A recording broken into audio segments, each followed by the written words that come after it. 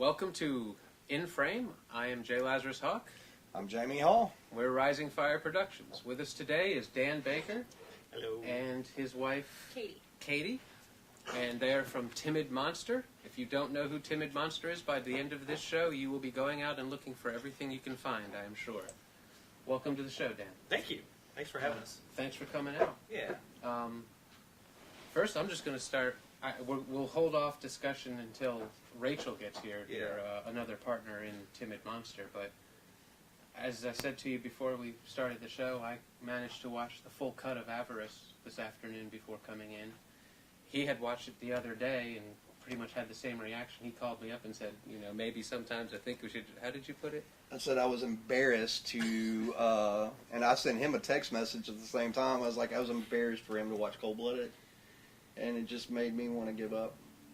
So, there you go. Yes, that's my goal, is to get as many people to give up on their dreams as possible. That's what I love to hear. In all, fairness, I actually would commend you on the quality of work that I see in that film, because it shows intelligence, it shows depth, it shows dedication. It's obvious the hours that you had to have put into it. Yeah, I'm very, very proud we had kind of the dream team that we really wanted on that project, and Rachel, who's going to be showing up a little bit later, is just so excited to be talking and sharing about it with you guys and talk about the process. And, Excellent. Yeah. So we'll back up until she gets here, and we'll get into John Gray when she's here as well, because I know those are basically concurrent to each other for the most part. A little bit. Let's back up to the beginning. Sure. How long have you been in Memphis making films? Are you from Memphis? No, I'm from southern New Mexico originally. Actually, both of us are Las Cruces. I kind of got the filmmaking bug maybe about 2003, 2004. I read Robert McKee's Story. Have you guys read that? I actually have a copy. It's like that thick, but it's like, if there's anything that's going to make you want to become a filmmaker, it's that. I was doing music before that. I did a lot of theater in high school, and when I read Story, I thought, oh, this is cool. I'm going to make a band. We're going to make kind of like a concept album, and it'll be kind of like this steampunk western Johnny Cash Nirvana thing mashup, and it's going to have this story, and it's going to be awesome. And I never got around doing that, but out of that tumbled this really unexpected curiosity for filmmaking. And 2006, I moved back out here to Memphis, basically just to pursue filmmaking, and it kind of... What made you choose Memphis? Yeah. Right. Is Memphis that popular for it's filmmaking? funny. No, well, for one, no, that is a good question. Well, because I could have gone to San Antonio. I could have gone. Well, L.A. I knew I didn't want to go to just because you would be.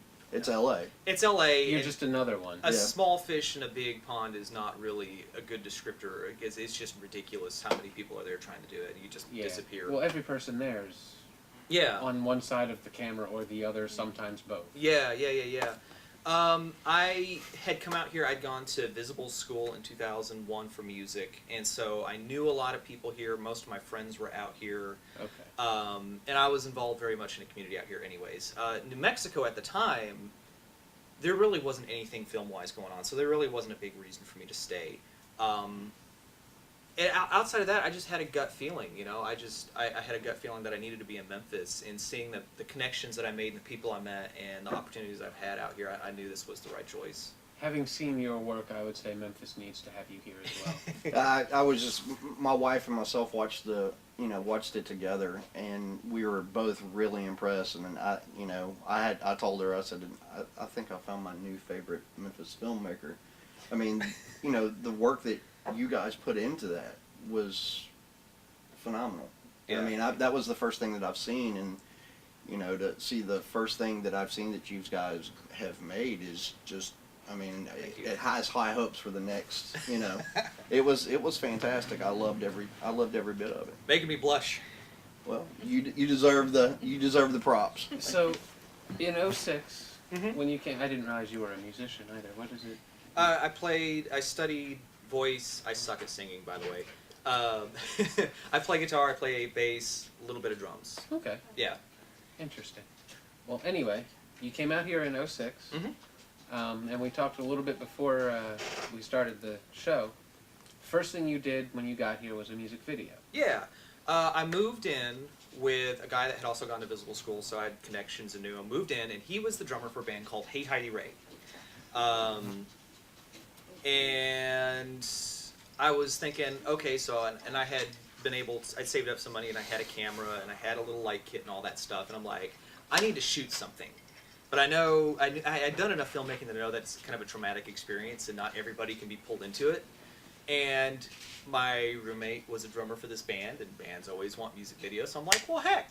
I pitched them the idea, and they loved it, and that's how that happened, yeah. So it was a music video for Hey Heidi Ray. And what was the track? Back to the Blackboard is the name of the song. Okay. Yeah.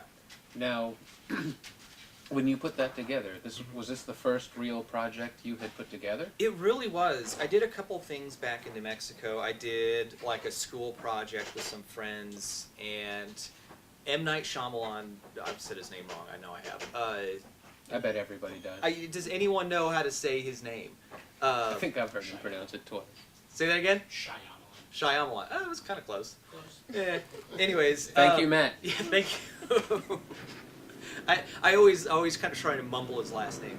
Where was I? Oh yeah. So he had like a visa, like, what's your big life dream competition in 2006, and I did a stupid thing where I was playing around. I don't even remember what it was, but yeah, no, really, that was the first thing I'd really done. Okay, so Yeah. you It was a big rabbit trail. concept, you shot, you did the lighting, I did everything. did everything. I did One-man everything. band on Yeah. that. How long did that take? The production itself took a couple days, and then editing it took, I think, about 4 or 5 years. Sounds like some of your projects. I was going to say, I know that feeling. Yeah, I did the onset stuff for not having any experience. I look back on that, I'm like, that's pretty good for my first project. I can admit that for myself. But I was so in over my head when it came to editing and the post-production stuff. I overshot the music video, so I had just reams of footage. There were mistakes that I made with, like the lead singer, who's a great guy, Jesse, if you're watching, I love you, was not actually like singing along with the playback track. He was kind of like lip syncing it. Right. But that shows up fake on Yep, camera. You gotta sing it just as passionately on set as you did in the studio. And Made that comment a couple times before. yeah, I had to do a lot in editing the dance around that and kind of help his performance and tease it out and make him look good. I made you look good, Jesse. Just kidding. No, you make me look good. Yeah, so I mean, I was just totally in over my head, and it was, I think, like this past year that I finally sat down and knocked it out, probably in 2 sittings. So you actually had other projects get designed, Yeah. created, shot, Funded, edited, released, all that, through film festivals and all that stuff. Before while still putting that together. Yeah, it was always kind of that thing that I'm like, I hate not finishing things, but I suck at finishing things. Like, I've still got hard drives. We related. Yeah, right. Yeah. No, I mean, there's a short film I did in school called Plain Jane, and every time I go out walking around Memphis, people are like, "Where's Plain Jane?" I'm like, dude, no, it's not done, and it's not gonna happen. While all this was happening, Yeah. were you here as well? No, I showed up 2 years ago. I'm new. Okay, now did you know each other back then? We did. We knew each other from back home. We were both working on like a youth ministry team at a church, and met each other. And we both kind of had crushes on each other, and we couldn't talk to each other and all that stuff. Children went separate ways, and she was always kind of the one that got away. And I would always like sneak on Facebook and be like, I wonder what she's doing right now.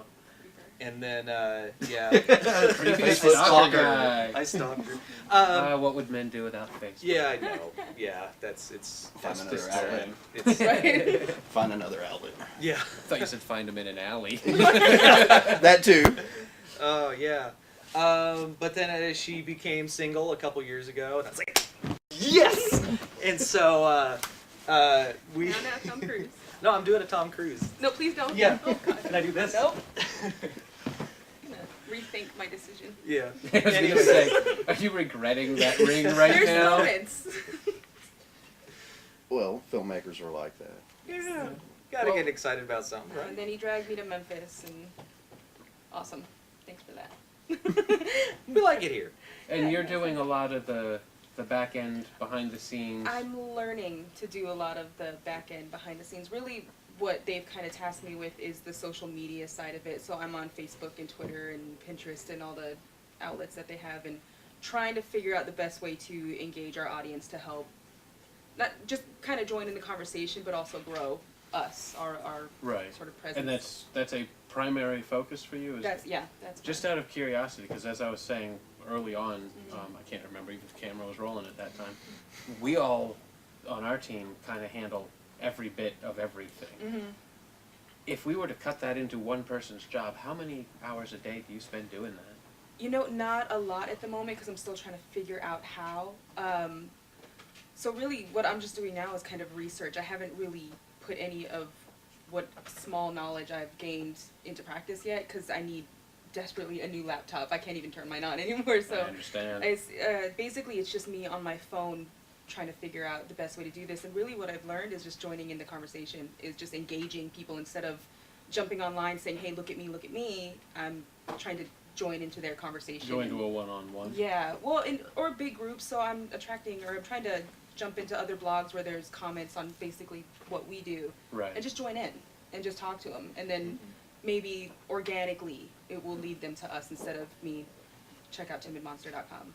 Yeah, well, with with Facebook and the other outlets, I mean, there's so many ways to do it. There's so many ways that even we don't. We were talking to somebody the other day, and he's like, "Oh, you can do this also on Facebook to be able to promote you a little bit more." And we kind of looked at each other and went, "What?" But there's so many outlets, and my wife is trying to take that role as well, to where she's trying to help out more. And God bless her. I mean, she's already broken down one script, the right way. Yeah. She got online and researched how to do the correct way to break down a script, and she sat on her little computer and broke a script down in like 45 minutes, and now she's starting to tackle even more as far as full features and everything. So you're blessed in that and that aspect, kind of like we are. As his wife does a lot of stuff for us. My wife does a lot of stuff for us as well. So it takes definitely takes a team, because there's so many hats that we have to wear. Film is so consuming It of is. your life, I mean, if you're going to be married and have a family, I had a writing teacher at one point say it would be chauvinistic to think that a man could run off and be a filmmaker on his own and still have a family. It was just impossible. Yeah. And it's awesome, because Katie's been really willing to kind of join in on the process, and I'm really looking forward to a life of making films and babies. I often Yes. feel future filmmakers. Yeah, future Yeah. filmmakers. Yes, yeah. I We're gonna often- create our own film studio. I often feel bad because of how consuming it can be. Yeah, It's it's hugely. I neglect my own health. Yeah. I don't eat right. I Yeah. don't do anything because I just The what's sleep part. Sleep? Yeah. Yeah, the sleep part At this is. point, there is no sleep. And when your 17-year-old son looks at you and go, "When are we going to do something besides movie stuff?" Yeah. I've got that aspect, Yeah. of a family doing the movies and trying to prepare for things and getting mentally right, which will never happen. I was To get gonna say, mentally good luck right on will that. never happen in this industry. But Trying to succeed in it anyway. It really is a very consuming. Like you said, he's got a 17-year-old, a 3-year-old. 3-year-old, And my older kids live. 2 daughters out of the house, Yeah. a wife, Wow. all the responsibilities, plus a day job, plus being a partner in this production company, which is, script ideas, writing ideas, breaking down locations. I'll tell you my vacations. Yeah. On my vacations from work, the time that I have at work, as far as vacation time, I don't take vacations. Yeah. I use them all. I use all my vacation days for film. Yeah. Me blowing out my shoulder has been my vacation. Yeah. Yeah. Yeah, Get some time off. And even that you're not taking well. yeah. I still work on the film stuff, but it does bring a. You have to find. I made a hobby a couple months ago to a friend of mine. Goes, "Man, I need a hobby." And they all looked at me and they looked at each other and it's like, "Are you fucking kidding? What are you doing?" I was like, "But you have to you have to separate it sometimes." I realized how much I'd become consumed recently when I think it was my sister. asked me what the last book I read was. Oh yeah. And I was like, the last book I read for pleasure. 5 years ago. Yeah. I think it was. Yeah. Yeah. Everything I read. Everything else yeah. has been film oriented or script. Yeah. Or something along those lines, because this is all consuming. It is. Yeah. To try and make this my means of employment, because whatever's wrong with my leg, I don't have a regular job, so this is how we create our income. Yeah. Or how we try. Yeah. And to make that happen, like you said, getting on that social media, letting everybody know you're out there, getting excited about what you're doing. It works. It's tricky. It is tricky. It's And fickle. It's very fickle, but it works. Mm-hmm. It really does. I mean, with some of the things that we've done, it's all been through social media outlets. A lot of the things that we have done has been through social media outlets. And it's awesome now, because that, especially with new ways to distribute films online, is you can. It's going to be in 5 to 10 years. You can totally, as an independent filmmaker, sidestep the whole distribution company system. Actually, that you bring that. Interesting that you bring that up, and I'd like to pick up on that in just a minute. Let's go ahead and take a cutaway, and we'll look at that first video that you shot here in Memphis. Several years of editing. Yeah. We'll be forgiving. It is the first one. Thank you. I always, every time somebody tells me it was my first, I kind of feel like I should just do this, because everybody knows my first film. Mm-hmm. What not everybody knows, I did nothing. Oh no. I had the idea. Uh-huh. I wrote it on paper. I showed up and told the actors what to do. Mm-hmm. Craig Brewer found the actors, provided the location, provided the camera. It was all, and all the post. He found the musicians. He found Wheat to do sound design. Yeah. Aaron did the edit. Everything in post was done by someone else. Sure. So I was spoiled. I was given the ultimate, come in, have a dream, put it on paper, That's make it cool, happen, though. go That's away, and then awesome. come back when it's perfect. Yeah. And, so I kind of missed that.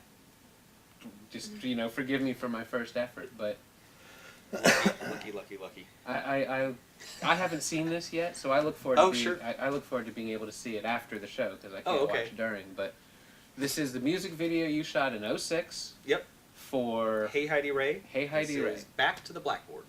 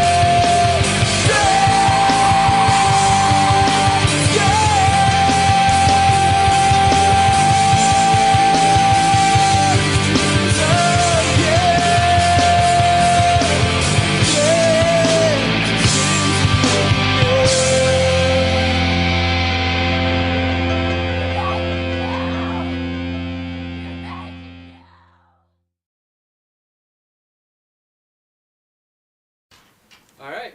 That was music video shot in 2006. I'm sorry. Shot, edited, lit, everything by Dan Baker. Yep. Hell of an experience, I imagine. Yeah, oh my gosh, yeah. I think that's where I got some of my gray hairs. I earn every one of them. Yeah. So, Yes. as every other filmmaker, who are some of your film influences? Who are some of the people that influenced you coming up as filmmakers? That's a good question. I always stumble on this one. Edgar Wright is a more recent example of someone that I watch and love because he doesn't always make the best films. His films are fantastic, but they're not, Stanley Kubrick. I had to cheat. Is he the guy attached to the Ant-Man? Yeah, that's him. He did Hot Fuzz, he did Shaun of the Dead, he did Scott Pilgrim vs. the World. But what I love about his stuff is that you get this real sense of this like passion and this energy and this enthusiasm and love for what he's doing. Because his film is it's very fast and it's very detailed, and if you watch Hot Fuzz over and over again, you start noticing and seeing like a million little things that he's planted along the way. So it totally rewards you to watch it again. And I just love that. I mean, I get, and again, like, Peter Jackson, whose name is right there that I had to look at. Again, I mean, some people aren't going to call him the most prolific filmmaker of our time, but I look at the way that he organizes and encourages and loves on his team. And his team are the ones that make those films amazing. He's a good director, but he's not a great director. I would say that. He's a good director, but he's genius at picking the people under him. Absolutely, yeah. And that, just watching like behind the scenes stuff on the Lord of the Rings DVDs, just watching the way he leads his team and the way he picks it and organizes it, that I think is commendable above everything else. I mean, the fact that he pulled off that Lord of the Rings trilogy with the budget they had and the time constraints they had, that's something. It is very impressive. Yeah. Especially if you go backwards in his career from there and watch like Meet the Feebles. Or, the earlier Bad ones, Taste. Bad Taste. Yeah. That is. Or even that is the ultimate. was it Brain Dead? Yeah. Right. That's the ultimate in cheese cinema. Yeah. Yeah. Well, it does take a great team. It doesn't matter what kind of director you are. Yeah. I mean, even with Kubrick and the team makes the team. director. The team makes the director. Exactly. Because if you have a poor team, the director's going to spend a lot of time doing more than what he's supposed to be doing, and it's going to make his job that much more harder. Yeah. So surrounding yourself with a great team, especially your ADs. Yeah. And getting everybody that that you can work with and handling the jobs that they have. It's going to make your job a lot easier. Yeah. I mean, I love that part of being a producer and a director, of getting to, you see the potential in somebody, you pull them in, and you wind them up and let them go and see them just be a rock star at it. Sarah Hasher, who did the production design on John Gray, we had effectively no money for that, and she took scraps of fabric and junk out of trash bins and turned it into this beautiful, amazing steampunk world. I don't know how she did it. I'm hoping that we have a clip of John. We do have a clip. Cool. I remember the first time I saw John Gray, and I cannot remember where we were, but we were at a screening somewhere, and it was on a fairly decent-sized screen, and I want to say it was Ridgeway. Did it show at the Ridgeway? We played on location Memphis. On location. Yeah, that was 2010 or 11. Something like that. Sounds right. I remember it came on there, and I was in awe, because not only the quality of a professional production, like a Hollywood professional quality, but set design, awareness of your palette on the set, just the quality of everything in that picture was beyond anything I had really seen in this town at that point, because by and large, most of the filmmakers in this town are run and gun off the seat of their pants without a dime in their pocket. And that has a certain quality, and I don't mean to belittle that, because I've done plenty of it, and we have to. But John Gray was a production. Yeah, and it looked like it. Yeah, I've never had. That was one of those like life experiences where like all the pieces came together And it was just, we shot that in 2 days, and it was just like the most fun, happy experience any of our team have had as filmmakers. I mean, it really, once we got on set, there really wasn't a big, a lot of films sometimes they're like this big uphill battle, Yeah. It's a big uphill Absolutely. battle. And you keep at it and you trudge on because you're passionate about the project and you love it, but it's a battle. But John Gray, once we got on set, it was magic. It shows. Yeah, we blew through so many setups every day. I mean, it was just unreal. And especially with the visual effects that we were doing, a lot of that stuff you see is done on set. It's not computer. So. And I think that's another thing that shows. Both of us grew up with Twilight Zone Yeah. and Alfred Hitchcock, Yeah. and I have an appreciation for practical effects. Oh yeah, I mean the freaking not Lord of the Rings, Indiana Jones Yeah. was nothing but the most amazing practical effects you've ever seen. I mean, the Temple of Doom, that bug scene was terrifying because it was real bugs crawling all over them. Yeah. Well, the snake scene in the original. Oh yeah. The glass in between, Him and the- Indiana yeah. Jones and the snakes. I mean, that's. It's so simple. Yeah. Yeah. It's simple, but it's more realistic than any computer effect you could ever. And I love what digital effects can bring us. Without it, Lord of the Rings would never Of have been course, able to yeah. be what it is. And the Yeah. comic book movies, which as a geeky little fanboy, Yeah. even when they're bad, Oh, that's cool. I love that they're making those Yeah. movies. But they could never be there without the CGI. Yeah. At the same time, when we look at making a film, CGI is not my go-to thinking because it's Yeah. an expense, it's Yeah. time-consuming. None of us on our team are practiced at it significantly at all. Yeah. So it comes down to what can we pull off in practical On set. Yeah. as much as possible Of because it just has a different feel. Mm-hmm. And like you said, when you see it, when an actor sees fire, Mm-hmm. there's a human reaction that Yeah. you cannot fake. Even Yeah, a absolutely. controlled fire will bring it out. Yeah. Whereas a green screen, pretend it's fire, There's something you can there's tell in the always back of your something. mind, it's fake. There's always there's that It instinctual. makes you think that the character is safe. There's Exactly. not a real danger. You don't 'cause see, it's all, you don't yeah. feel the threat coming out of the actor. Yeah. So it does have a certain element, and my mind was blown by that production. It really Thank was. you. Yeah, yeah. Even the shots that we did digitally, we tried to go out of our way to add as many on set as we're shooting, as many physical things happening, like smoke billowing. We had a smoke machine, or stuff like that. Well, I mean, like you said, that kind of takes characteristics away from the actor or the actress. Oh, that you too. know. Yeah, totally.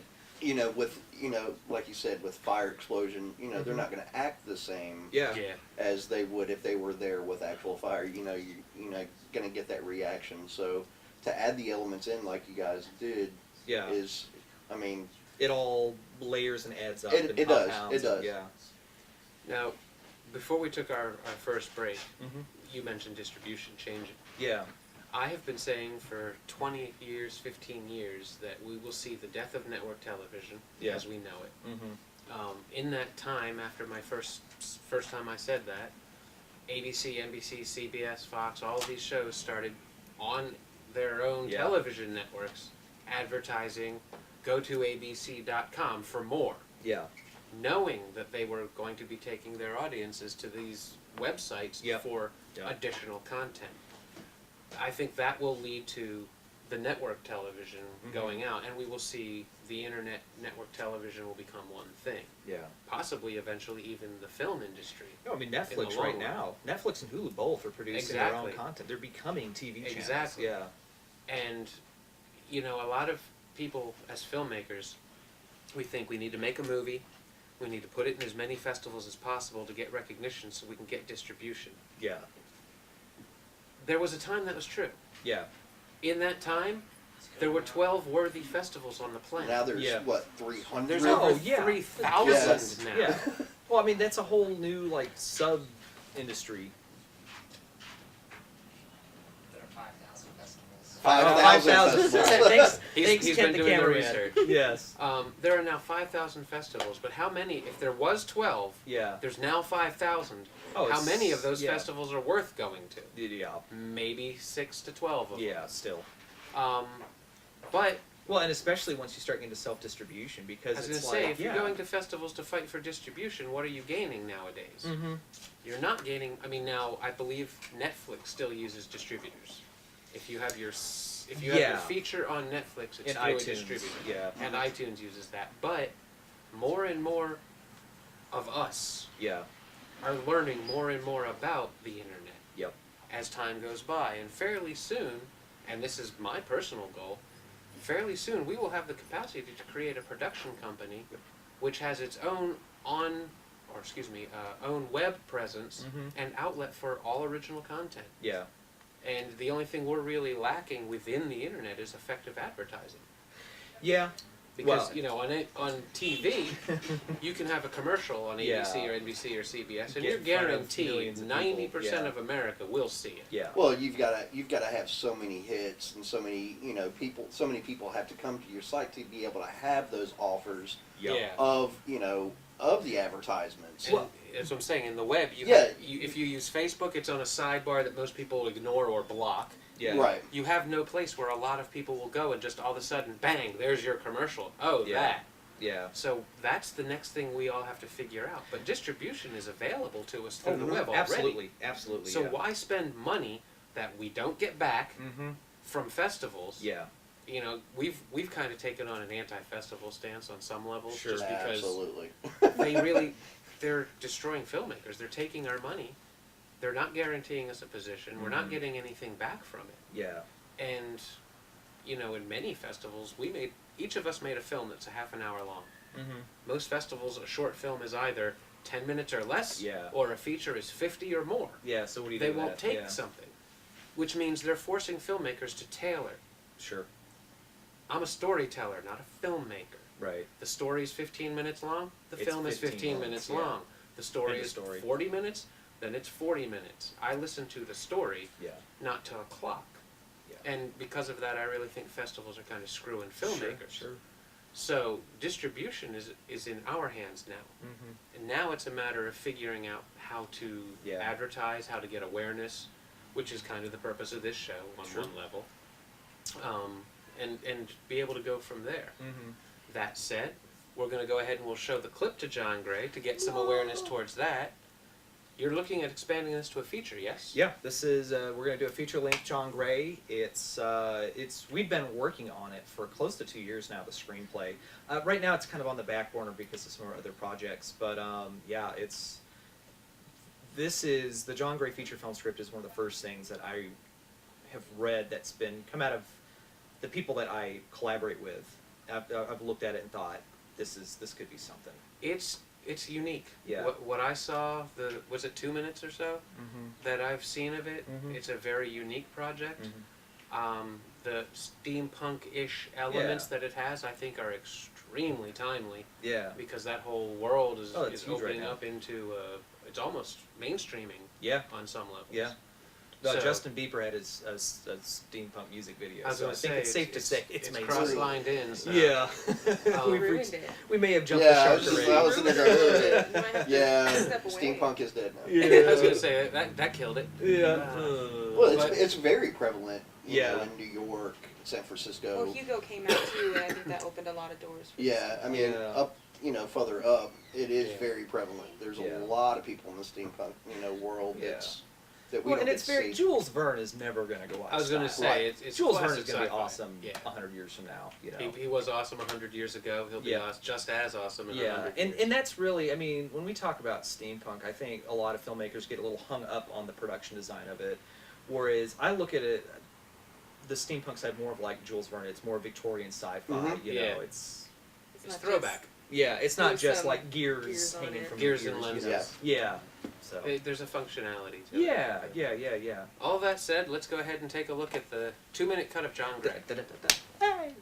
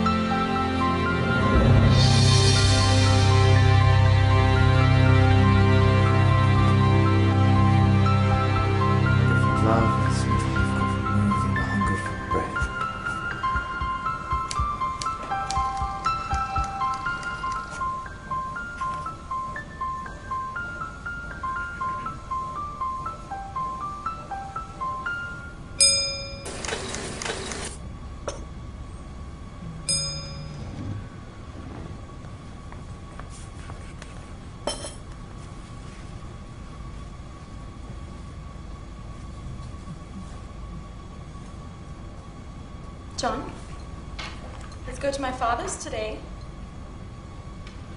You could get a new book. We need to travel all the way to Tenier when our needs are met right here. How about we take a walk through the outfield like Life is like a hot bath. It feels good while you're in it, but the longer you stay in, the more wrinkles you get.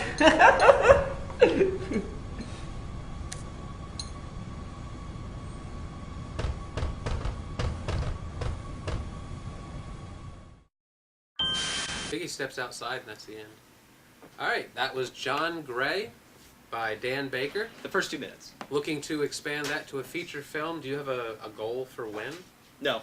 Excellent. Well, You know, at one point it was, you know, you always say like, oh, at the end of the year, and then you get to the end of the year and the script's not quite there, so. Gotcha. Yeah. So we're, one of my favorite bands is Mute Math, and they drive me nuts because they'll rewrite the same album 3 times over 2 years before they release it, but it's worth it when it comes sounds out. like Tool. Yeah. Yeah. Well, that and he's busy with Warner. Joining us now is Rachel Taylor. We mentioned Avarice earlier, writer, director. As he said, basically a dream project for you. What do you mean? Well, I guess. Just to be able to put together. I don't know if he meant by the story or just the to be a filmmaker, to be a kind of. filmmaker. Oh, yeah. Well, I mean, I had wanted to be a filmmaker since I was like 12 years old. And, you know, I mean, everybody tells you not to do that. So this is the first one? This is my first project, yeah. I quit. Wow. Yeah. Really. That's it. Yeah. She had me, though. Well, I wrote and directed it. Yeah. But I did have him. Yeah. She also told you what to do. That's Yeah. true. That is true. We both recently. He watched it with his wife the other day. I watched it this Okay. afternoon. Did you see the updated version? They've seen the one with the new map paintings. Okay, cool. Yeah. We've had several versions. It's taken so long. I remember Kent coming into production at one point saying that you'd done a couple of different shootings and things like that. All I can say is well done. Thank you. Bravo. It is Thank Hats you. off. it's a fantastic film. I admire the intelligence behind it, Oh, thank you. the awareness. I'm fond of language. The fact that someone even knows what the word avarice is and how to express it. Yeah, you would be surprised how many people are like, "What's avarice?" So people call it avarice.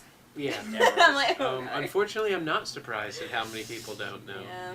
But to choose something that is, by today's standards, in vocabulary, sort of an obscure term, to understand that term properly, and to create a film which, most impressive thing about it, I think, has no dialogue. And it still conveys every idea, every action, every reaction, and every mood, I felt accurately. Wow, I like hearing that because I'm not really sure sometimes. So.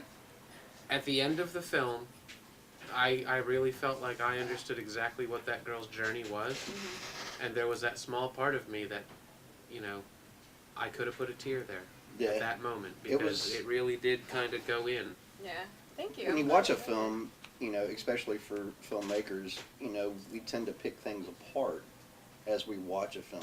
But this film, you guys' film captivated us. Oh, wow. You know, with me and my wife, we watched it, and you watched it separately from us. It captivated us. I mean, especially with something that doesn't have a lot of no dialogue or not a lot of dialogue. A lot of people shy away from that because that's what they're used to. But it was a gorgeous film, and you know, when I sent him the message, we'd already sent my movie to him, and I was like, "Don't watch it, please. Do not watch my film right now because with what you guys did with that, and I have to compliment Haley. Oh yeah. Oh yeah. You know, I've worked with her. I've worked with her sister on Cold Blooded. She was in one of my films, and those two are just phenomenal actresses. Oh, and you know, she brought her A game with her that day. Like Haley went because when I went to look at like the different pictures of the actors I could possibly hire. The minute that I saw Haley, just the confidence and her picture alone, like I knew she was going to be the girl, and so I was just like praying, crossing my fingers, please let this girl be able to act. And the minute I saw her, oh my gosh, Those was two, so great. you don't have to worry about I know, anything. you really don't. Those two are the finest among the finest actors Oh, they of are. any age Yes. that we have in this city. Yeah. I mean, people ask me all the time, like, you know, how is it working with kids? And I'm like, well, you know, Haley isn't really like You a don't kid. work with No, kids. yeah, you it's work with you. him. I mean, Yeah. I was You work pretty with a lucky. professional. Yeah, Well, yeah. I mean, with CJ CJ, too. when we were doing Cold Blooded, we started at the very first of the day. I was like, I've never worked with a child actress or actor before, so I blocked like 4 hours off for the day to Yes. go in. Okay, in case she throws a fit or you know Just doesn't get it. just doesn't get it or something like that. She came, did hair and makeup, got into her outfit, got on the set. I explained to her everything that I wanted to do. When I said cut, let's set up, and we started to set up, and I said action. She went back to the same motions that she did before, and it looked like that she'd been doing this for all of her life. You know, She looked like a doll yeah. on a loop, just a moving. She did the exact same motions, the exact same speeds, and I mean, I know she's dance trained, and that's a lot of it, but she's 8 years old, or at the time, At the time, 8 it was years about old. 8 years old. And she has more physical presence and physical awareness of her presence than actors I've worked with that are 40, 50, 60 years old. And to find that kind of professionalism at all Yeah. is a plus to a film. Yeah, absolutely. To be able to find that in a lead role of a 12, 13-year-old girl, She was 11. 11, at the time, okay, 11 at the time, to find that in someone that young, you It's were rare. blessed. Yeah. Yeah. Oh, I know. You know, Believe me, I know. Yeah, we worked together on a couple shoots with kid actors that It were was actually really good. tough. Yeah. I mean, Memphis is lucky. We have a few. Mm-hmm. There's a young boy named Eris Fetterman, Mm-hmm. who I've only seen a few times, but he just knows how to go into a character. I don't know how he is on set. I haven't worked with him, but what I've Yeah. seen on stage has been phenomenal. Haley and CJ, Mm-hmm. just unbelievably. Yeah. Juliet, when she Ball was call, here. yeah, when she was Yeah. here. All four of them are just defy their age They do. with their professionalism, their ability to just know. And Haley writes, she directs, Oh, I know. Yep. she acts. Yep. I mean, she's doing it all herself. Yeah. And I really think she's going to grow up to become a huge force in Oh, the yeah. city Oh, in a few yeah. years. Yeah. Yeah, I wish I had started that young. I really do. Like, she's got. Me too. Yeah. Well, you know, the support that their mom shows them is Yeah. Oh, a yeah. big drive because Yeah. you know I talked to their mom when they came on set, and I talked to her before because Cold Blooded, the script, you know, Yeah, their mom I had to was call a her sweet mom. lady. Yeah, I had to call her mom up and go, I want your daughter in my film, but let me explain the script. Just to don't you read it. first." Yeah, just don't read the film. Don't I mean, read the don't read the script and script don't or watch it. watch the film afterwards. But you know, I could see where both of them get their level-headedness from. Oh, yeah. It's you know, it's because of their mom. She Yeah. you know, she supports them, and she Tough woman. she is incredible. very She tough. almost She had to be. would bend over backwards to even just bring them to. I mean, anything. I mean, anything that I've ever asked, like, Well, I Emily know, to come to. she's I always know, been I there. mean, I don't want to air people's laundry on camera or anything, but I know that Haley went through some difficulties. That's I think last year Yeah, school, I or think so it was. at school, and her mom was like, instead of giving in to anything the school was demanding or wanting or expecting, she found ways to give her child what they want, or children, excuse me, what they would want, and she'd find a way to make the rest happen Yeah. within her way. And I commend her for that. Yeah. absolutely. Because those are gifted children, and I'd Yeah. hate to see them, you know, it's just that kind of trouble at schools. Our opinion has been that Memphis tends not to support the arts as such, Yeah. especially on the film side. You know, unless you're Craig Brewer, Right. you're not really getting publicity and recognition. I've been fortunate that John Bifus has put me in the paper, as is he, and things like that, and Yeah. a few other people. I imagine you might be one of them because he would like your work too. Mm-hmm. It'd be crazy not to. But it's very hard in this city Yeah. to get out there. Yeah. I got so many questions all at the same time. How did you meet him? How did you know he was the one you wanted to make the film with? What was it like to see your first film come to fruition? All of the above. Okay, well, we met, I think 2009, 2010? 2010. Yeah, 2010. And actually, it was just through a mutual friend. I No, just 2009. Okay, 2009. Yeah. And somebody heard that I wanted to be a filmmaker, and I'd done really nothing. I'd done like this silly little like pretend short with like just little tiny Sony camera. Anyway, that was really all I'd ever done. And someone gave me his email address, and they're like, hey, you should just email him. And actually, they gave me 5 email addresses, and he was the only one that emailed me back. But and I didn't really think it was going to be any, like a lead or anything like that. But we just had coffee, and he asked me to come out and do some shoots and stuff. And so I started working with him on what was it? Mind Over Memphis. Yeah, what was Dr. Toboggan's. Yeah, that silly little show. It was fun. We liked it. But then after that, I think it was just kind of dumb luck. The fact that I think it was, because I did not know anything about filmmaking. I didn't know how to even go about getting a film made. I had the idea for Avarice, and we just had coffee, and I was like, hey, I have this idea for a film, and I explained it to him. And, I actually thought he would think I was insane, because I was like, these ash people, and this ash waterfall, and this light, and it sounds kind of crazy, But, he's crazy enough to think that it was a good idea, so, yeah, so, You're very fortunate, because when I first started making films, in my head, it's all smoke monsters and ash and special effects and CGI this and you flying that and whatever else. But then I had to come down to the practicality of what can I actually make in Memphis with my camera. Right. And, I didn't know anybody that could do that kind of work. I actually didn't even know that he could, and so it was just kind of a meant to be situation. So, and yeah, it turned out he's like the best person in Memphis, like do that. I don't think he knew that he could. Yeah, maybe not. Well, that's partially He's true. still figuring This that whole thing. I mean, Actually, seriously, why this it whole takes thing so is just long. kind of we've been just really fortunate. So. Yeah. Well, But, yeah. we've been sitting here before you arrived, basically kind of tooting his horn, because he is You one missed of it, the it was people. great. I'm sure I'll hear about it. He is one of the people in this town as a filmmaker that we look at, and we really go, that's someone that challenges us to raise our game.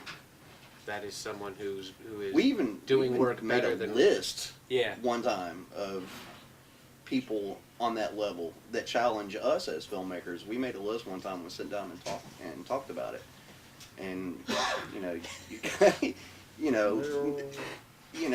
there's a lot of people, and I don't try to rip on anybody, but there's a lot of people in this town that, like Lazarus said, that are run and gun.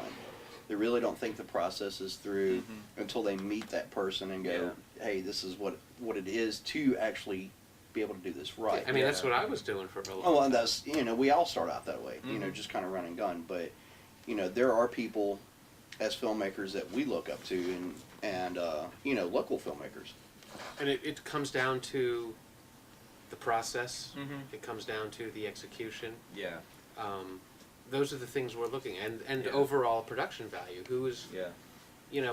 we've seen a number of films in town that they look all right. They got some decent shots, but you're sitting there going, "What'd they say?" Right. I can't watch that kind of movie. Yeah. Yeah. Or the kind of Yeah. I can't watch that either. Yeah. So audio is half the film. well, I often tell people that it is a visual medium, Mm-hmm. but if you can't hear it, Yeah. it's nothing but pretty pictures, and pretty pictures will get you 3 minutes of the average person's attention span. Have you seen, is it called Monster? There was a film, a guy, he basically took a camera and did There's a road Monster. trip through Mexico and produced this thing all by himself, did all the special effects by himself. It's a monster movie. Everything by himself. And I was reading an interview with him one time, and he was saying that, he's talking about the special effects that he did. He says people will forgive bad visuals if the audio is great. Oh yeah, But if your visuals are perfect and the audio is bad, they'll reject it every time. The Yeah. audio has to be spot on. Yeah. and not everybody realizes that. They think, well, I got a camera, I can make a movie, Yeah. Oh no. and they end up with a directional mic, which gives you sound when they're looking at the camera. Yeah. But if you've got anybody talking with the camera to the back of them, or Yeah. anything like that, you can't even hear what they're Yeah. saying, let alone make out the words. But I look at your work, and you've got everything handled. You've try got to, yeah. You've got lighting, and in what I've seen, most of your lighting has been fantastic. Yeah. Yeah, we've been Um, very fortunate with our You've DPs. done very good with lighting. Yeah. Your shots are good. Thank you. Your sound is mixed. It's leveled. It's you can hear it properly. Yeah, I mean, it all comes back to the team and finding the right people who are passionate about that stuff, you know. I strongly commend. That's a hell of a first film. Well, thank you.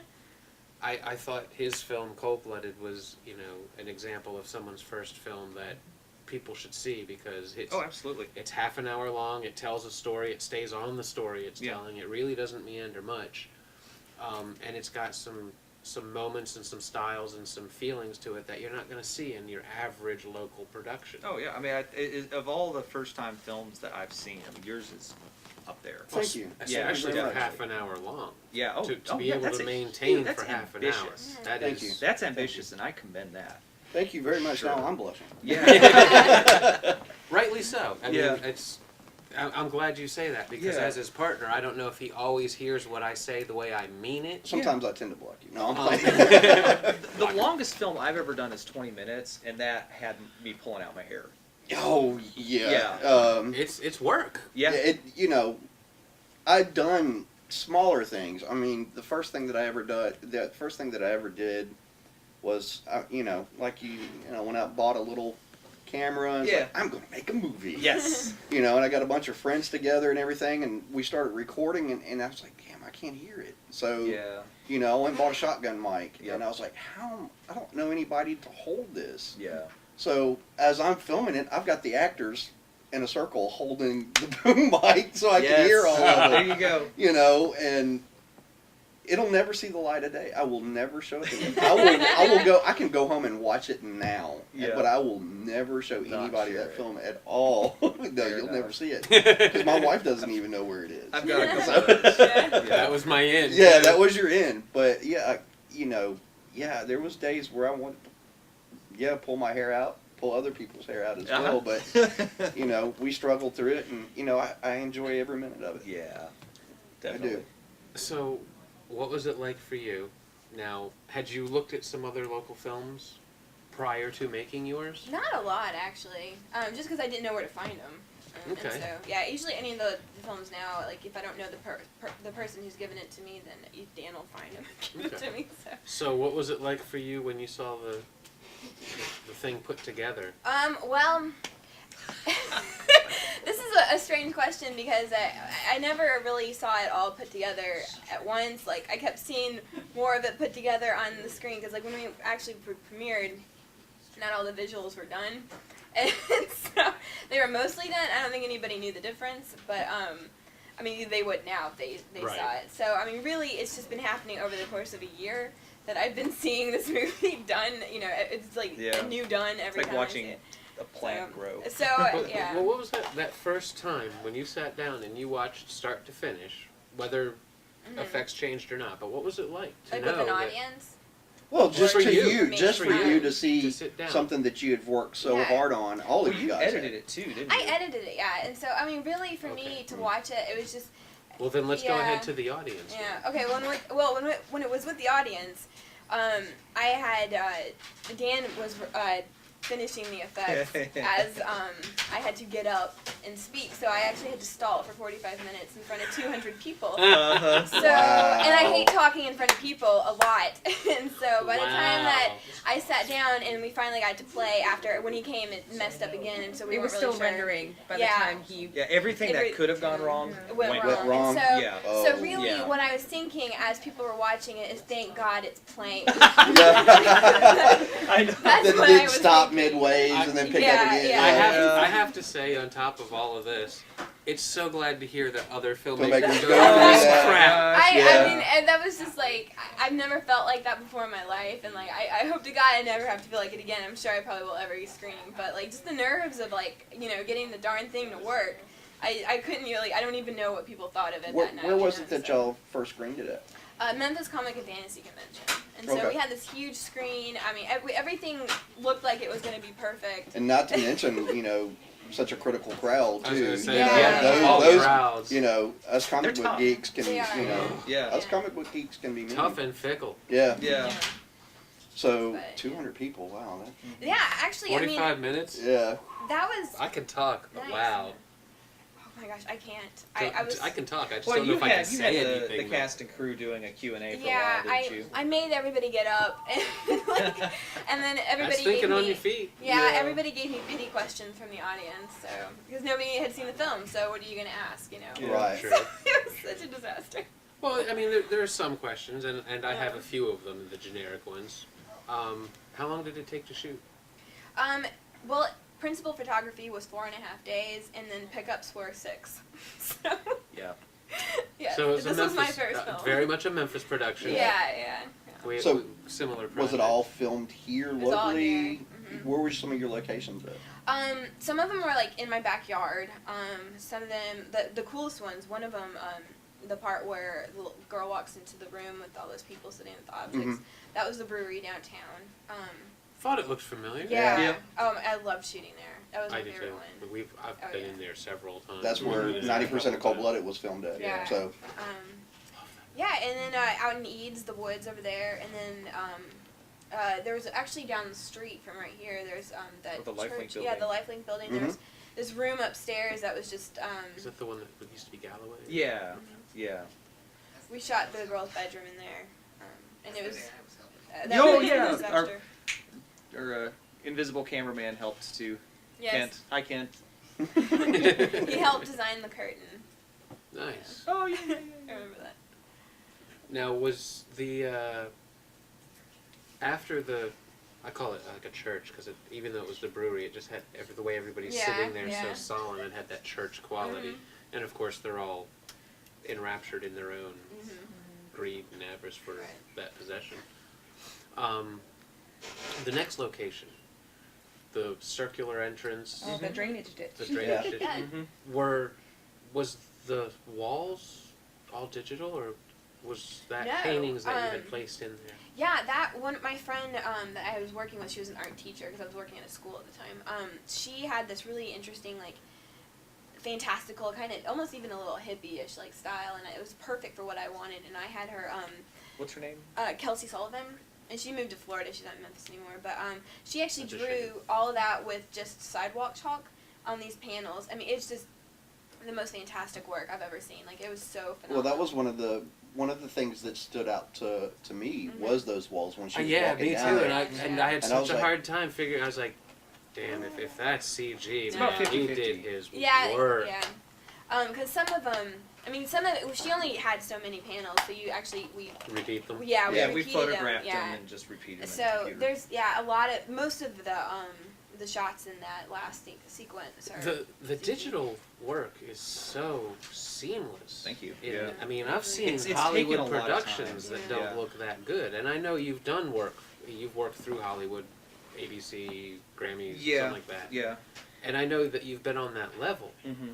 but like I said, I've gone into major motion pictures Yeah. and seen Yeah. seam lines Mhm. and green tint and whatever it might be. And Avarice, I don't know if it's your post-production color correction that you gave it or the look you put on the end of it or what, but it's just so seamless between what is digital and what is not. A lot of times it's as simple as me adding in a fog element in the foreground to hide the scenes.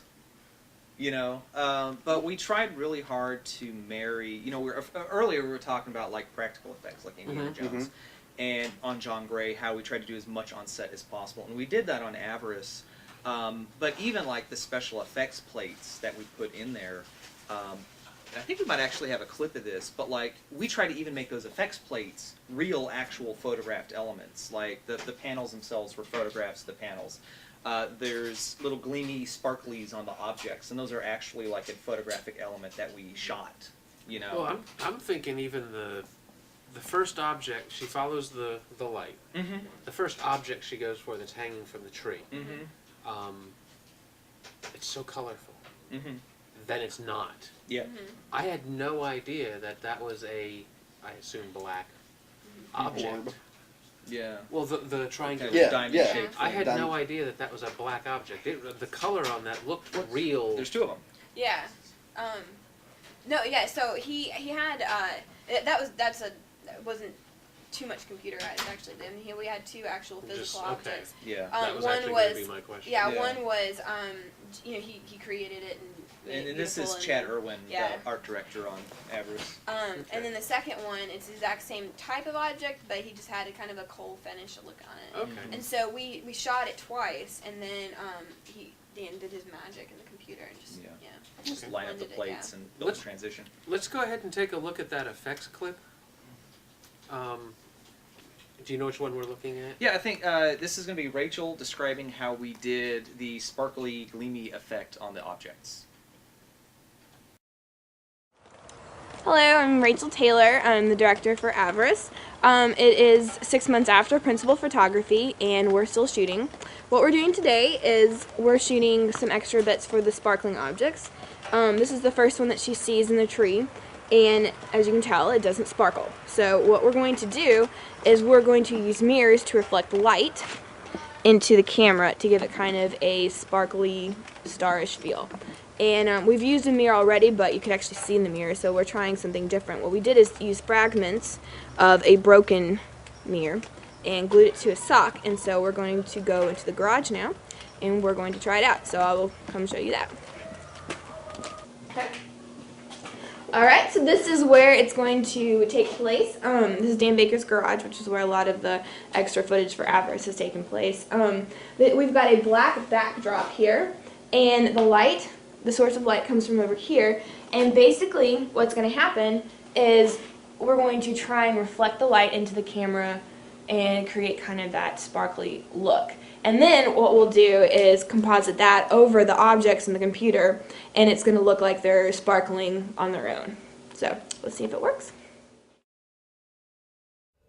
What is on right now? I have no idea what we're watching. I don't even know what this is, but it's hilarious. Anybody could be bad actors. Don't like this crowd you're hanging They out. just put anybody on TV these days. I know. It's like somebody's... Don't let this conversation be about you. Rising Fire, insurance against bad acting. Be sure you know what you're doing, the choices you're making, before you step on the set.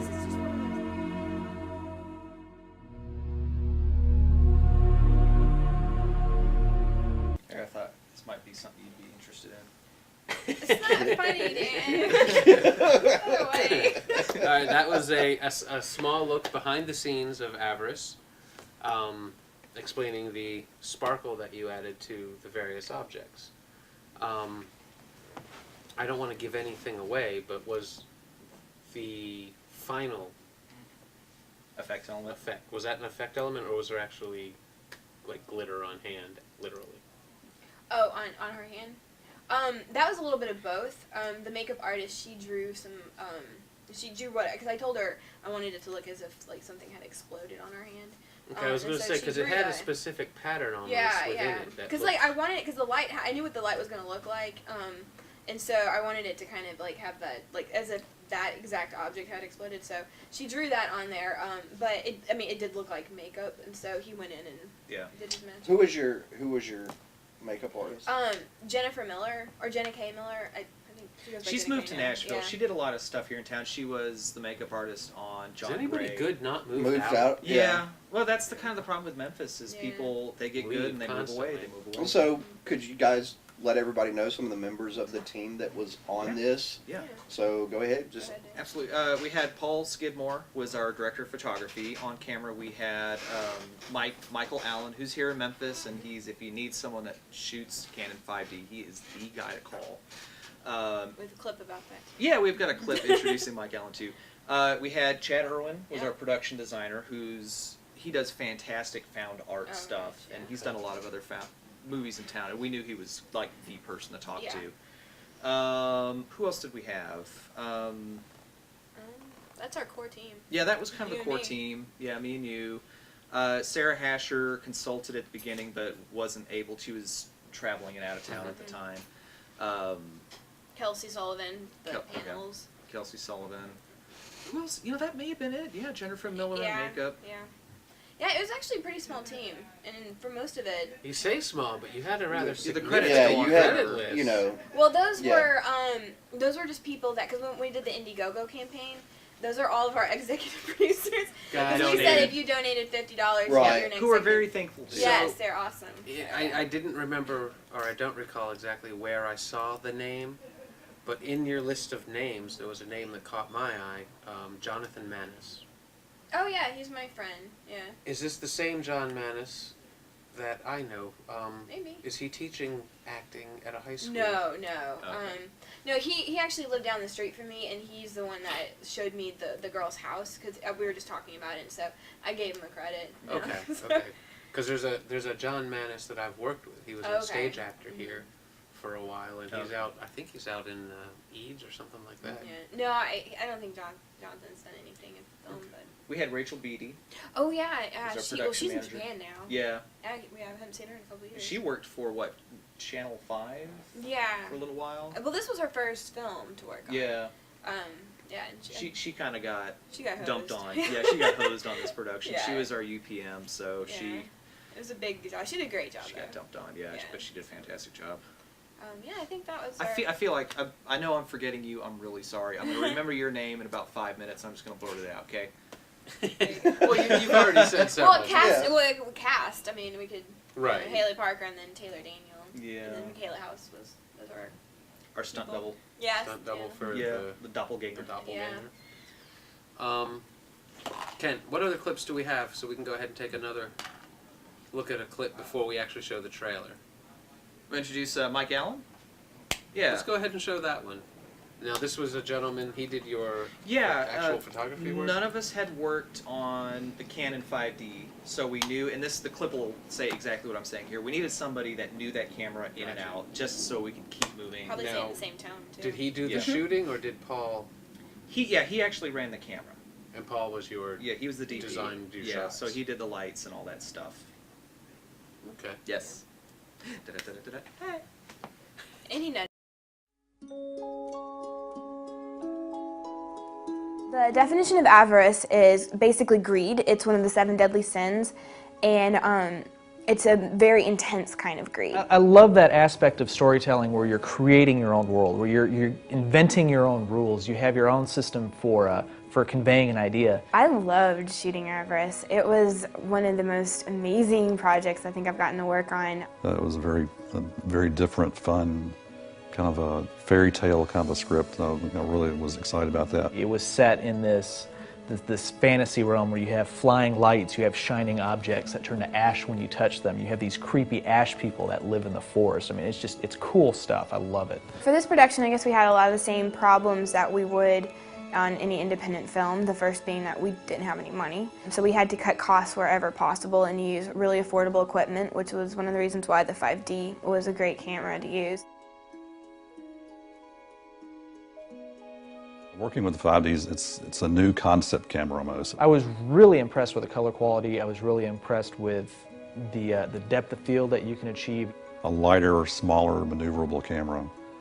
It's really good for working in tight spots. It has a very professional quality to it while being incredibly affordable. Just on shoestring budgets, you can't do better.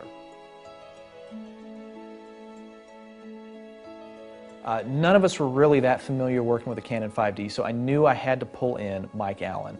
Mike is an incredible perfectionist, and I loved that about him. He would not give up. He wanted the perfect shot. The experience I've got working with the 5D and working with the variable lenses is something I knew that they would need help with because they wanted to try something new and kind of get out of the box on shooting the way they had in the past. He was the only person I know that knows that camera well enough that we could keep moving, that we could just barrel through obstacles, that he could troubleshoot it.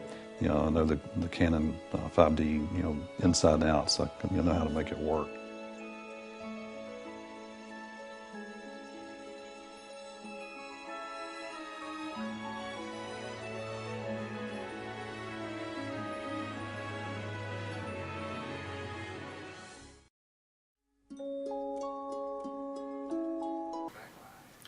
All right, and that was introduction of Michael Allen. Yep, it's Mike Allen. And you say he's still in town? Oh yeah, he's still in town. Yeah, Lots of work. He's doing a lot of little productions and stuff like that. I partnered with him on we both did, on a promotional video for the Church Health Center that a lot of local Memphians came out and helped on. Okay. Yeah. Excellent. Yeah. Now with Avarice done, Mostly done. Mostly done. This version of done. Yeah. John Gray working forward towards Yep. potentially becoming a feature. Yep. What is it that you've got? What is your next project? What is your next project? I mean, I know you Yeah. work together, Right. and I believe there's a fourth member who does writing primarily. Yes. The short answer is yes. We work with some other people. They're not Yeah. really part of Timid. They're not, so Timid Monster is basically what we see before us. This is Yeah. it. Yeah. We're kind of we see it more as kind of like a collaborative more than a business, and so Right. people will kind of come and go Right. kind of as they need to. But yeah. Well, I We're think the each, entrepreneur each part project of will it. demand that. I think. Yeah. We're the crazy entrepreneurs, and Yeah. not everyone is. So what will be the next, outside of Avarice getting Yeah. continued work, outside of John Gray, what are the other projects on the horizon? We are actually relatively close on putting together if you've seen Firefly, it's kind of set in that world. It's a film called Aurora Centauri. Is this a feature? Kind of, yeah. Not really. Web series. But it's not a web series either. Have you guys seen, dear audience, have you seen Dr. Horrible's sing-along blog. Dr. Horrible Sing-Along blog? Yeah, that's a good one. Oh, I was thinking, what's the space one? That's the Joss Whedon. Yeah, that's Joss Whedon's little web series. And again, it's not really a web series. What am I trying to say? I have no idea. The cowboy space thing. Gosh, Stingray Sam. Yeah. Good lord. Stingray Sam by Corey McAbee. Is it on the wall? No, that's No. one of his favorite little productions. Yeah. He's actually got the sticker on his box over there There's somewhere. oh, that's funny. There's a format that works really, really well for the internet right now, and that's kind of these 3 15-minute episodes. Yeah. But it works really great for distribution over the internet, specifically because you've got episodes. Here's episode 1. I'll give it to you this for is what we free, were talking about earlier. get you hooked. Yeah. And so Aurora Centauri and the next one that Rachel's developing are going to be that. They're going to be basically 4 15-minute episodes. Together they'll form like a full story, kind of like a feature. Right. So about an hour long. But it's not really a feature. It's not really a web series. It's not really a short. It's kind of its own thing. There's not really a lot of good examples for it. No. Well, it's a web miniseries. Yeah, there you go. It's Yeah. actually more common than maybe you think. I've Yeah. actually done research in the past couple A of lot of months people on do the that. web shows and the Yeah. web series because, as we discussed, just distribution is changing. Yeah. And right now, two of the biggest things you can do as a production company or as a filmmaker are web-oriented content and or the fan film. Yeah. Oh yeah. If you can find someone to wear the Batman cape and cowl and get out there and make a believable little Batman thing, Oh yeah. you can attract a lot of attention because Yeah. you immediately get that fan base. Yeah. And that has launched a lot of people's careers. Oh yeah. The internet has also launched almost everybody on Adult Swim. Oh yeah. Got their start on internet fiction, flash fiction, and web stuff like that. So Yeah. it is, I think, the future for It is. film, entertainment, television outlet, all Yeah. that. I think that No, we're very confident it's something you can write a business plan for that's going to make sense. I think more and more that's right. Yeah. And there are more and more people like you, myself, my partner, that really going to Hollywood isn't our goal. No. No, It's- not at all. Yeah. That's the machine that's starting to rust. Yeah, a little bit. And it's going to come to a grinding halt one day. Mm-hmm. And I want to be on a fresh new machine Yeah. with a future to it. Yeah. And I think that this is that outlet, Yeah. and more filmmakers of quality like yourself that we talk to seem to reinforce that. There are less and less people concerned with the festival. Yeah. Yeah. I mean, and that's not, the festivals really aren't even a big part of, kind of our strategy, because we make primarily sci-fi fantasy stuff, so that's why we premiered at Memphis Comic and Fantasy Convention, because that's where we want to start building up relationships, because that's ultimately where that's where that's where the people are going to enjoy our films are going to be. That's where your fan So base is. why go to a film festival that's really only attended by Filmmakers. and film snobs? It's Exactly. yeah. I think I we had love this the film conversation stuff, yeah. several Yeah. times. Yeah, It just doesn't we make have. any sense I anymore. mean, even like we shown Avarice at a festival, and I enjoyed it. I loved it. It was a great experience. And then we also showed it at the comic conventions, but just like reception is so different. Like because we did a Q&A after both of them, and the one at the festival, like nobody wanted to talk. Well, nobody wanted to ask anything. Film festivals are nothing but it's a business for the people who put them on. Yeah. And it's sad, you know, it's not about the filmmaker anymore. It's about how many people we can get to pay. Yeah. You know. Oh, I'm surprised. We just screened at one recently. We're like, I don't understand. They had a shorts program that went on for days. And the majority of it was like, why is this screening? I mean, they weren't even like complete films. We were confused by the one that won. I think everybody was confused by the one that won the shorts. We're like, yeah. Well, what frustrates me at a lot of film festivals, and it's not just, you know, it's just not just Oxford, but I've been reading, they're stylized. Yeah, a lot of them are. You know, I was turned down for Oxford because I didn't put Oxford in my film. Oh, really? Oh, we got turned down for Oxford too. Maybe that's why. Because in order to get into the Oxford Film Festival, you have to mention or shoot in Oxford. I had no idea. Should have known that before we spent the money. Yeah. Well. Thanks, Oxford. See, they don't tell you these things. Yeah. Love you, bud. And they don't give you your money back. Yeah. No, they just keep And they don't tell you that your film, if it is over 10 minutes and under 50 minutes, is guaranteed, 99% guaranteed, to not get accepted into any film festival because they want as many shorts in the shorts program, So they can pull in a little more. or features, so they can be the one to discover the next big feature. Yeah. Yeah, you can put 4 10-minute shorts right before a feature, so it really is, you know, it's a money business now. Yeah. It really is. It really is, yeah. I mean, and at the end of the day, too, you know, we're paying for all this. We're paying for the festivals. We pay to go to the cons. You know, we have to pay for all of that, and we're not making any money. We're paying to make the movies now too. So exactly. So we have to think about in terms of like what are we getting back from that. And so at the festivals, like we're not gaining fans. We're not getting, you know, or like email sign-ups or Facebook likes or anything like that. Like we're getting laurels, and I love laurels. That's great. But fans but don't they don't really feed you. Yeah, they don't feed, and like as far as like building, you know, our reputation and our fan base, like we can't do that at a festival as well. That's why we did what we did. Yeah. You know, when we released The Bag, which was a film that he did right after we did Cold Blooded, we put those and a couple other things that he has done in the past and some other things that we have done as a company and did our own. Yeah. You know, basically just had a screening. Yeah. We rented the theater.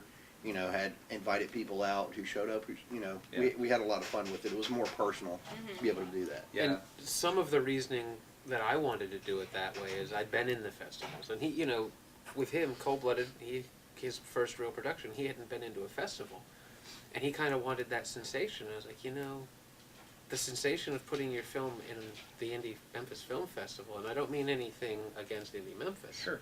The experience I have had. I put Words of a Father in. I went to see the screening of Words of a Father. I sat there, my wife sat there, one of the actresses that was in it sat there, and the other 20 people in the room were there for the other movie that played with it because they were all in that one. Yeah. We had nobody in the audience other than people who worked on both films. And it was my film and Bird Dog, which was like 40 minutes long. Wow. And Words of a Father was 10, so they had a 50-minute block. They put them in the Brooks Museum, which is the furthest venue, right, at the same time that they showed, I think it was Losers Take Off. Oh, yeah. Or something like that. Oh, yeah, you get shut out that way. Or whatever the equivalent was that year. Yeah. There's no hope of me getting an audience. Sure. So the festival experience here is, I wish someone was watching my movie. Yeah. And I didn't want him to get that. So I was like, let's just go ahead and get our own thing, and let's actually have our own event. The live presentation is coming back in a big way. It is. I think people appreciate the personality, the personalism to it. Yeah. And a lot of the people that you're saying that are succeeding very well online. Indie Game the Movie, have you guys heard of that? Incredible documentary about the independent video game community. I've heard of that. I haven't seen it. I've heard of it. You have to watch it. I'm serious. I mean, if you guys are at all serious about self-distribution, watch this movie. What was I bringing that up for? Oh, because part of their success was they toured the country with this film. You know, They did the ticketing themselves. They rented out the theaters themselves. They did it all by themselves, and people showed up in droves, and they kept all that money. But people also got to know them, fall in love with them, come to appreciate what they were doing, and that just fed into the whole The thing. year you had John Gray at On Location, I believe there was another filmmaker there from the West Coast area, Portland, I believe. He goes around, a lot of people refer to him as the rock and roll filmmaker. Because he does just that. He goes from city to city, bars, college campuses, anywhere he can go where they will screen his movie and or let him talk about his movie. Yeah. And he has never gone to festivals. He never plays with Hollywood. Was that and the he's guy been that doing it for something like 20 years. Does he do animations? No. No. One of his films had to do with a bicycle ride. It had nothing to do with being a bicyclist, but it had a bike in it. Runner, I'm sorry. Oh, I know who you're talking about. And he actually went to Running Magazine and put an advertisement in Runner's Magazine for his film. They call him like the angry filmmaker. The angry filmmaker, yeah. Oh, we met him, didn't we? Yeah, we went to his panel. We heard him talk. And he does everything on his own that way, and it's like being in a rock band. Yeah, exactly. You do a regional tour, Yeah. and then you do a slightly larger tour, and then you try to spread across coast That's to what coast. we've been doing with Average, just going from con to con to con. Like we've been to Arkansas, Yeah. Birmingham, Nashville. How's that working? Yeah, that. You know, it's excellent because we actually get to meet the fans. Like we get to meet our Facebook friends, the people who actually like us on Facebook, and it's kind of a cool thing instead of us just. Because people have I have a lot of friends that go to the cons, and they was like, y'all need to put some of your stuff in the con. Yeah. I've had people from that I didn't know that I've met through Facebook and stuff that found out that I was a filmmaker, and they go, hey, won't y'all bring some of your stuff to the cons? And I was like, well, I don't know if Cold Blooded would do well there, but I know that Grimjack would do. Grimjack would do. I mean, it's because it's a comic book. But Morning Ritual in 2001, the Mid-South Con people, Mid-South Science Fiction Association, they created a film category in their Darryl Awards so they could give me a Darryl Award. And We reaped that benefit. I was gonna say, you guys just took that, didn't you? We didn't. Runner-up. We got runner-up. Yeah, Okay. Dwayne Craig. Dwayne Craig got it. That's what from it was. ASBS. With ASBS. Yeah. But in 2001, they created that category so they could give me that. So I've had people, a legacy you've left behind. I've actually had people from the con asking me on a regular basis to come back to con. Yeah, the smaller regional comic and sci-fi fantasy conventions do not have film programs yet. They're starting to. So, I mean, that is like the perfect place if you want to start building a fan base, if you want to start getting your films screened and interacting with people, that's where you have to be. Now, do you have to pay to get into that? Or are they offering you if because you're they clever, need the programming? No. If you're clever, normally yes. Inform us, oh great one. Yeah, well, Make the right friends. There's a couple things that are going on. If you just want to screen your movie and do a Q&A, you can do that easy. There a lot of times they're just dying for people to step in and fill time slots. Sometimes they're going to be 11 p.m. on a Saturday night in a back room. In a back room on a TV like set. 4 people. Yeah, you can always get in and screen your film. If you want to sell stuff, you got to get a vendor. You got to get a vendor. Right. But a lot of the regional smaller ones, especially around here, want to love and support on local people. And a lot of times you can, if you build good relationships and you do something to help them, a lot of times they'll just let you have a vendor's booth, and they're really cool about that stuff. We try and play games like we did. We went to Anime Blues. We played cosplay bingo, and we and that's a way that we can add value back to their convention. We passed out bingo sheets that had anime characters and had them snapping pictures, and it was a lot of people did it. Yeah, they it was a lot of fun. We had a costume contest. We played Plinko. Yeah, we built a Plinko board. And we built a really good relationship with Memphis Comic and Fantasy Convention. We do. Well, see, I'd seen your, when I went to check out the Mid-South Con and was looking at some things, I'd seen your name on there. Sure. Oh. Maybe we had talked about it before about going to some of the cons. Yeah. And you should. It's an idea now. Well, so. yeah, we've been invited, and I'm so bad with names I had to dig out his card. Yeah. And I've known this guy. I apologize. I've met this guy like 6, 7, 8 times over the last decade. And I can never remember his name. Carlin. Carlin Stewart's a Oh, great yeah, guy. yeah, You love him. Yeah. I ran into him at the comic book shop. Yeah. A few weeks back when Greg was up there doing the thing for Grimjack. tourists. I went up Tour, there yeah. dressed as Grimjack, just to help raise some eyes. And Do it. he Just saw do me it. in there, and Yeah. he didn't even recognize me. And, Yeah. you know, I reintroduced myself. He's like, "You've got to come back to con. Yeah. You got to bring your movies." So Yeah. I think that's something There's an we're outlet. going That's to the have to place look to be. into. Well, I mean, Yeah. there's so many outlets now. I mean, hell, Dwarf was when we were on the set of Nature of the Beast when we was filming at the church. He's like, there's online contests now. Yep. That you can submit your films to, and they kind of pit you up against. You know, there's a running board. You Yeah. know, to the Yeah. grand finale or whatever. So there's so many outlets now that you know. There's so Unless much- you are a festival person, Yeah. Yeah. there's so many outlets that Yeah. you know filmmakers can put their stuff into. Yeah. There's so much out there now that it's almost a full-time job just to sit is. down and find out what to do Oh, with yeah. the film after it's made. Yeah. Mhm. Oh, there's a lot of options. Yeah, what we look for primarily to be a sustainable production entity is look for those opportunities where we can actually be meeting and interacting with fans, building our email list, which is hugely important when it comes time to selling stuff.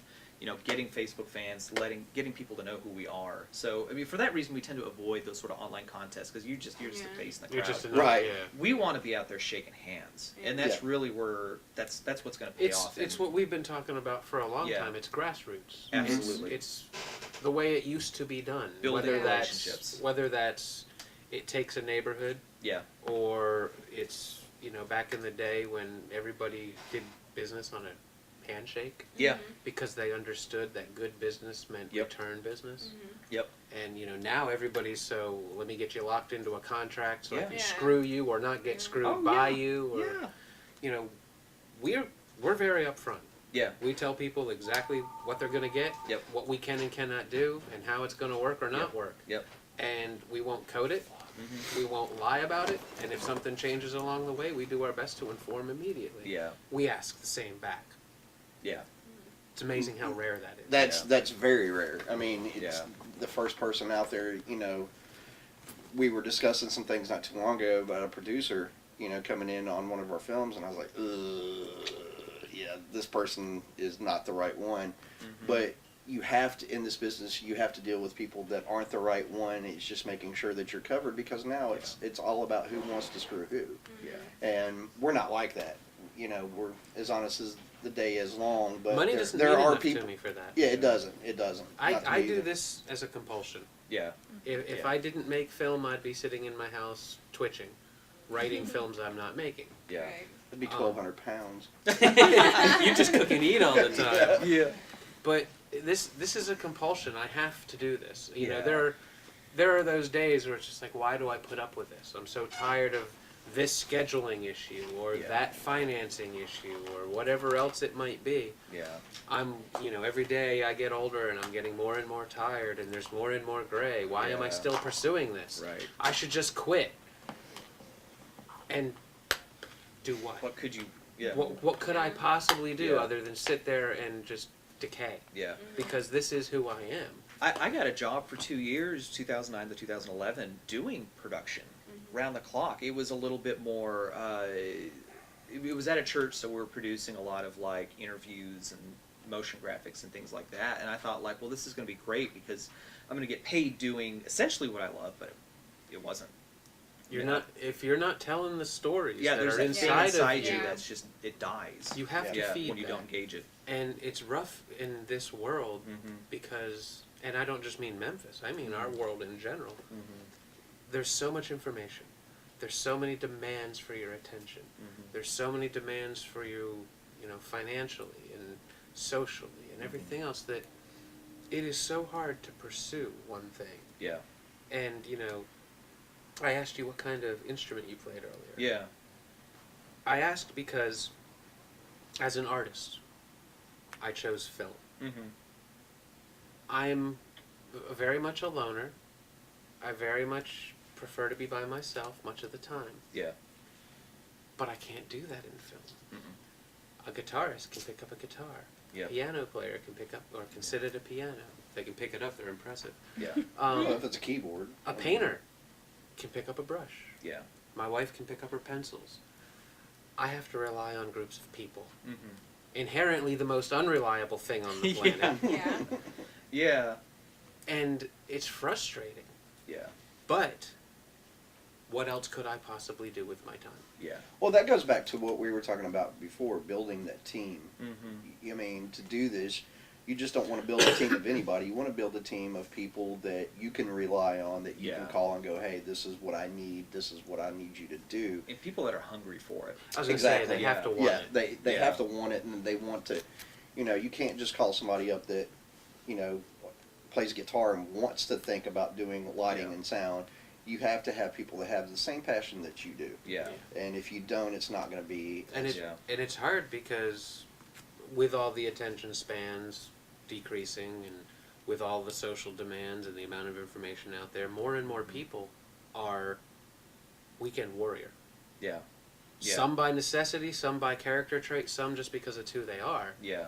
But more and more, it is becoming more and more difficult to schedule 2 people, 4 people, 8 people, 20 people. And, a few things we've done recently where we've needed extras. We put it out there for a while, please, please, please. 20, 30, 40, 75 people will be there. Day of. Yeah. Well, there's number 6. Yeah, we have that experience a lot. Yeah. So it's, how can we make an effective product? Like the Grimjack fan film. One of the scenes is in a bar. I wanted this big packed bar. I wanted the steampunkers to come out. I wanted other cosplay people to come out. I wanted the normal people. I wanted an Elvis. I wanted a Santa. Yeah. I just wanted everything. Yeah. We had 6 people. Yeah. And by the way, we lost. And we. yes. I don't want to bring it down, but we lost one of the cast this week that was on the Grimjack. So you guys can. Yeah, he was it was the first time that we met him, and he was a great person. So I don't want to. I'm actually. Go ahead. The gentleman was named. He went by the name of Diesel Trucks. He was hit by a car and killed this week. Wow. And so we want to send out all of the condolences from Rising Fire, and us, as persons as well. You will be greatly missed. And he had reached out to me. We filmed. He was in one little scene, just a bit player. Doesn't have any act. Doesn't have to act. Doesn't have to speak. He basically was just a presence. Yeah. And he reached out to me 2 days after we shot. Thank you. Wow. He reached out to me 2 days after that and said, any idea when we might have a film to watch? We put out the teaser. That night he commented. He's like, I love the teaser. When will we see the full thing? So he was fired up, and he was showing a great deal of support very immediately. And of course, that's the type of people we look for, that we, all of us want on our sets. And he was taken from us with just one of those happenstance situations. Yeah. So we do, I'll probably put a dedication in the film, of course, to him, because it really touched me to have someone come in that I didn't know at all. Your team becomes family. We always say that. We say that to everybody. Yeah. If they can't, you have the wrong team. Yeah. We tell everybody, if you come on one of our sets or you act in one of our films, you become family to us. And it goes back to that old-fashioned network thing. One person, you meet one person, you help them out, and just like with Nature of the Beast, Rachel from Nava Sanctum, she put a lot of hard work into being Ravana for this trailer, and we helped her out on some things. And people do become a family to us when they come out on our sets, and if they don't, something's wrong with you. Yeah. As he said, one of the things we did, and I don't know if you've actually seen it. I have. You did, okay. She came out. She'd never acted before. I gave her 2 weeks' notice. 2 weeks' notice. She came out. She did what she was asked to do. Oh, Alex. She excelled. No, Rachel. Rachel. Okay. She excelled at what she was doing. Really found a whole new part of herself. She had come to me months earlier for private coaching, acting coaching, because as a belly dancer, she wanted to bring more character, especially in her expressions. Yeah. And I told her a few things, and she was kind of learning. She worked with him and did this shoot, and we went to Sinister. We went to Sinister at Minglewood, and she Minglewood. was performing there. and it was I didn't even know the girl. It was a completely different person. There was all this expression and character and all these things that she had learned working with us. And she'd done all kinds of advertising and telling people and raising awareness for us and trying to help get us out there. So he came out with his camera, Kent behind the camera there, came out with his camera, shot their performance, and last night he uploaded a 3-minute long spot that we color corrected, edited, all put together. Yeah. So that they now have a new promo reel. Great. That they can use, just as a way of saying thank you to them, where we didn't have to pay her money because we can't, but she put in that time. She can't pay for a promo, but she needs one for her troupe. Yeah. She put in that time with us, so we gave it to her. Yeah. And that's the kind of thing That's he's that, talking. you know, we try Yeah. to show appreciation when we can't do something. We try to show appreciation to the people that work with us because, Yeah. like I said, they become family to us. They work really hard for free. Yeah. Or, you know, for a hamburger. food. Yeah. Or Well, for this- something. So. This stuff is so stinking hard to do. You gotta love on each other. Well, Oh, you do. Yeah. It's funny you say how hard it is to do.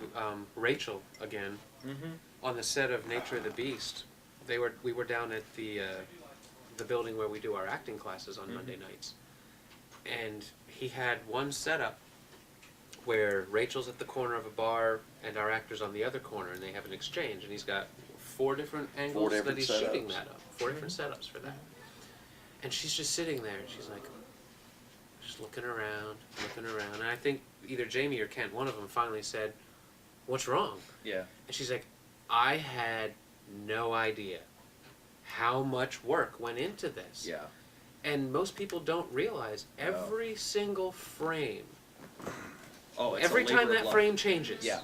you are looking at camera movement, lighting movement, Yep. crew movement, this whole rearranging going on Hours of behind the pre-production. scenes. So, you know, you look at a script and you see, what, on the average script, 100 pages? Yeah. 100, 120. They're getting 4 to 6 pages shot a day. Yep. If they're good. Yep. How many days did your project take? Avarice, it took 4.5 4.5. principal and then 6 pickups. What was your 10 days. 10 days. Okay. Yeah. On the first 4 days, how many hours a day did y'all shoot? It was 12, 12. right? Yeah, 12 hours. And we were limited too because we had Haley.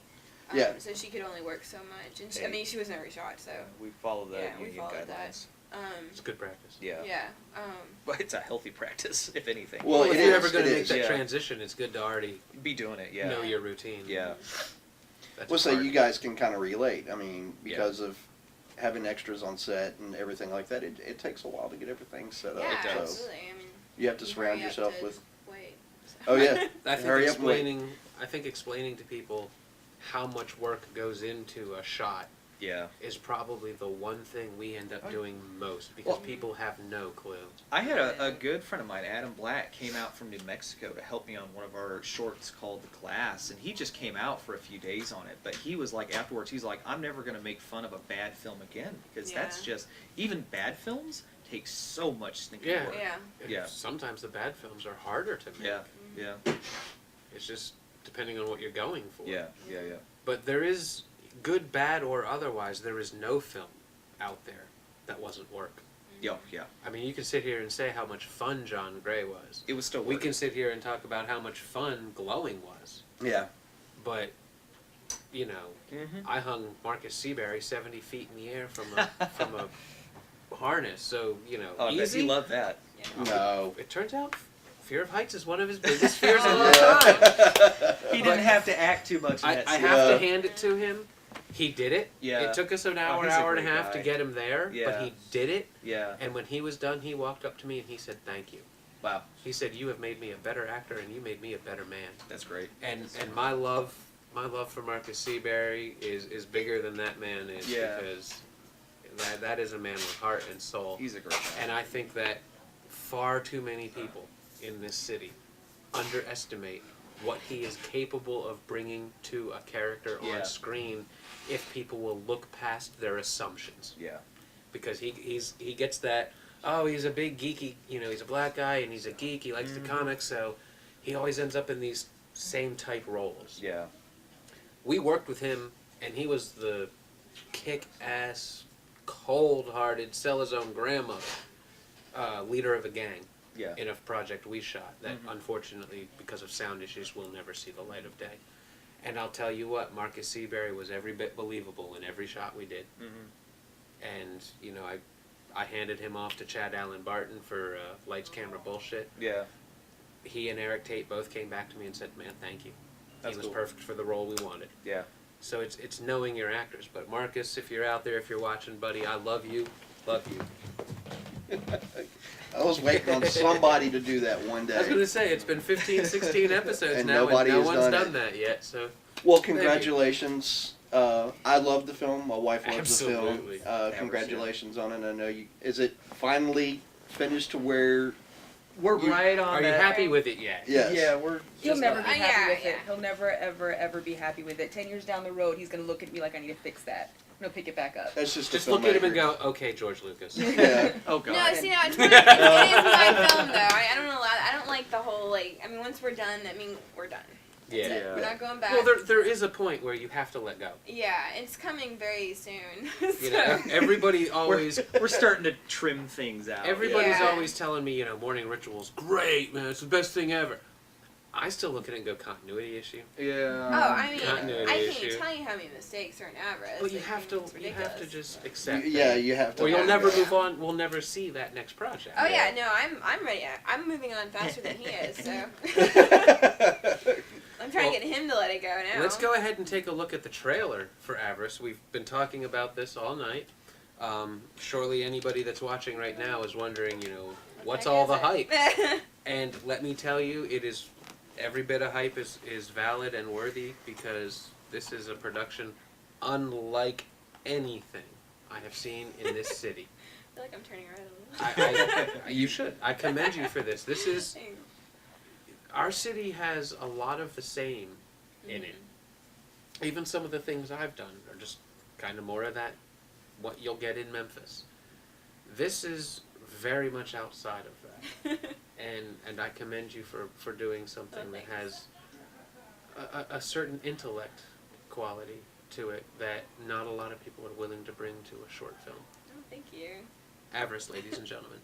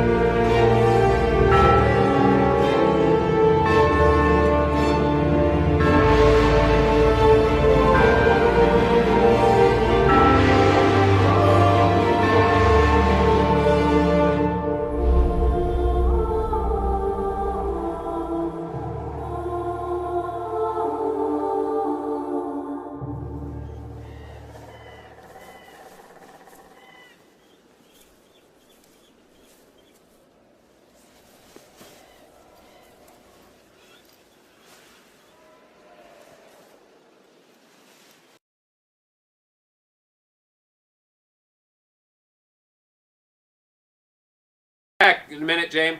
Okay. All right, we're back. That was a quick look at the Avarice trailer. Jamie Hall evaporated. Jamie during the Hall, break. he'll be with us in just a moment. He had to walk off some pain in the shoulder there. He took a spill a few weeks ago, so he's flying with one wing right now. I understand we might have had some minor technical difficulties, which for the first time ever I can say minor. So just in case people didn't get a really good view of that, timidmonster.com. Yep. Tell us whatever else, wherever else people might find and look at things. Timidmonster.com is our website. We're getting a close-up of this. Timidmonster.com. Facebook.com/TheTimidMonster, because some punk in Czechoslovakia, who we love very much, has taken Timid Monster. Twitter.com/TimidMonster. YouTube.com/TimidMonster. That's it. Okay. Rachel's phone number is. All three of you reach through the same. Yep. Is there contact information on the site? Yeah, we're on there. Yep. All right. And so, they can find your trailers. Yep, all our trailers are on our website. Our website's mostly finished, but everything you need will be there. Everything is mostly finished. It's mostly finished. Are you doing your own website work? Yes. Yeah, on top of everything else We're we're trying to do. blogging, we're Yeah, we Yeah, we keep have a our blog blog. active. Yeah. calendars up there. I'm impressed that none of you are as gray as I am yet. He's Because getting there. we are A little bit. you know, we sit three of you as Timid Monster in front of or beside three of us that are Rising Fire. Yeah. And we're all, I mean, we know exactly what you're going through because we're Yeah. doing the same thing. Yeah. My hair started falling out recently. That's It's really been something. getting gray. That's something. But Time to say we're done. Yeah. Avarice is done now. it's done. Yep, Keep my I'm hair. bald. Yeah. That's funny. No, really, No. we love filmmaking. We do. It is, We're crazy. as much as it's a stress, it Yeah. is a love. It's a like I said passion. earlier, I wouldn't be Yeah. able to do anything Yeah. else. So I have to do it. Yeah. It's love, it's desire, and more than that, it's compulsion. Yeah. It really is. Yeah. I have to create. It's my nature to do that. Yeah. You know, if I have to do it with crayons and paper, I'll do it that way. But I've got to be making things and telling story and going Yeah. down that road somehow. Yeah. So, you know, in my case, thanks to Craig Brewer, I'm on this path. Yeah. So I kind of thank him for that, and I love the path. You know, it's been rocky, it's been hard, it's been dark, but there's been a lot of fun, and I wouldn't change a lot because Yeah. I've managed to create a hell of a friendship, a good team, and I think we have a bright future. It's Yeah. just like everything in this world, you're gonna have to work for it. Take some work. Well, I want to say thank you guys for coming out and spending 2 hours with us. We Thank appreciate you. Thank you for having us. Thank you for Absolutely. saying many nice things in front of a camera. Yeah. That's awesome. There's evidence of it now. Yeah. What's the title of the next project you're working on? I don't have a title yet. Tentatively called. Well, no, I don't have a title yet. No working title as yet. Okay. Well, you know. We call it Britham when we're talking about it, but Yeah, well. we'll leave you to discern what that name might mean. Okay, and then your current project is Aurora Centauri. Aurora Centauri. Mm-hmm. Do you have a goal for when you're filming yet? Or Soonish. Our screenplay is pretty close to being in shape. Hopefully we'll be fundraising within the next couple of months. We'll be doing a table reading that we'll do some, invites to, hopefully in the next month, get some feedback on the screenplay. Excellent. Yeah, but we want to have that wrapped up and out the door within the year. Sweet. Yeah, Okay. that's the goal. Well, whether it's that, whether it's a different project entirely, something Yeah. random that comes up or whatever, I do hope that I will have the opportunity to work under you as an Yeah. actor because I'm trying, I guess, to pursue that side of it a little bit Yeah, more. of course. Just to give myself something else to do. Yeah.